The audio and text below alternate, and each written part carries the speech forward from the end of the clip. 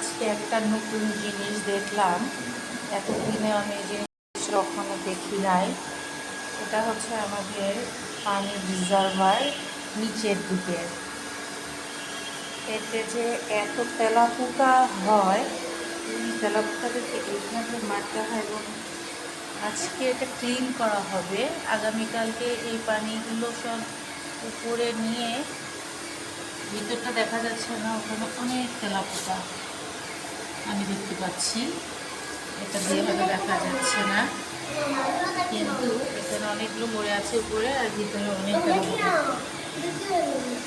পানির রিজার্ভারের মধ্যে যে এত তেলাপোকা হয়, এটা আসলে আমার কখনো জানা ছিল না। এটাকে অনেকবার পরিষ্কার করা হয়েছে,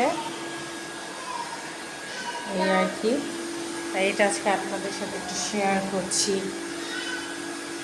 কেউ কি এর আগে জানতেন? আমি এটা আজকেই প্রথম দেখলাম যে এত তেলাপোকা পানির রিজার্ভারে হয়। কি দেখছো তুমি? দেখতে আমার বসে বসে চলো।